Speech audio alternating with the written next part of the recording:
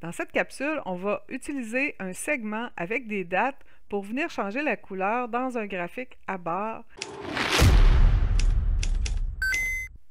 Alors, vous voyez ici, j'ai mon graphique qui a deux couleurs en fait, du gris et du vert. J'ai mon segment ici avec mes dates. Si je viens changer, ici c'est le mois d'août en fait, si je viens ajouter le mois de septembre, comme ça, et voilà, mon graphique va changer. Je peux même faire simplement le mois de septembre, ou je peux en mettre encore plus en utilisant juillet, etc. Donc, c'est vraiment le segment ici qui nous permet de changer les couleurs. Si on regarde mes données ici, j'ai simplement des dates avec un nombre de vues par jour. Si je viens voir mon modèle de données, en fait, je n'ai pas de relation entre ma table de temps et ma table qui contient mes faits, qui sont mes données, parce que je ne veux pas que ça vienne filtrer, je veux simplement changer la couleur. Puis ici, c'est une table calendrier, là, mais vous pourriez vous créer comme une autre table qui servirait juste à ça. Si je reviens ici, on va transformer le graphique, le tableau en graphique, comme on avait de l'autre côté. Et on va se garder un petit peu de place pour se créer notre segment dans le fond. Alors ici, je suis complètement dans ma table de faits, j'ai ma date et mon nombre de vues. Je vais utiliser cette date-là pour créer mon segment. Alors ici, mon segment est beaucoup trop gros. Je vais prendre ma date, mais je ne veux pas avoir de curseur.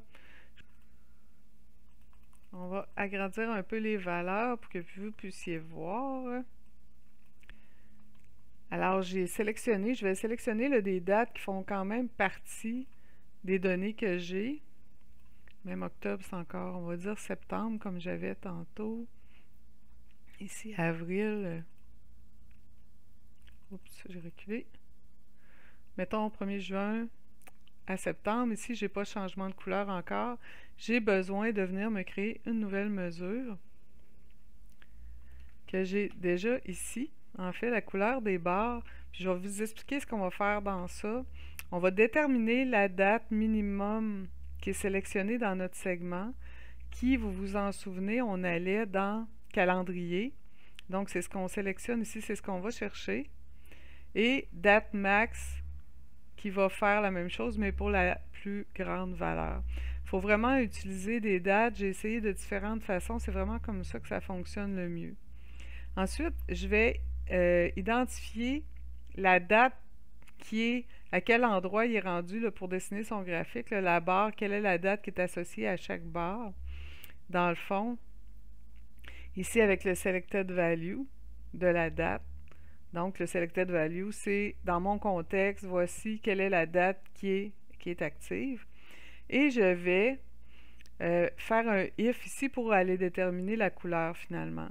Donc, si ma date de visuel est plus grande ou égale à la date minimum et que ma date de visuel est plus petite ou égale à mon max, si ça c'est vrai, on est en vert et sinon, on est en gris. C'est simplement ça. Ça détermine la couleur qu'on va afficher. Mais pour terminer ça, on va venir dans les colonnes ici, sélectionner la valeur du champ directement. Je n'ai pas besoin d'utiliser ici la règle, rien. Comme ma mesure retourne une couleur, j'ai simplement qu'à utiliser ma mesure pour déterminer la couleur. Et je fais OK là-dessus et déjà, ça fonctionne. Si je viens changer le 1er juin pour le 1er juillet, par exemple, vous voyez, ça vient changer les sélections. C'est ici, je mets où, voilà. Donc, c'est quand même là un beau petit truc. J'espère que vous avez apprécié cette petite capsule. Si c'est le cas, faites un j'aime et on se voit pour un prochain truc.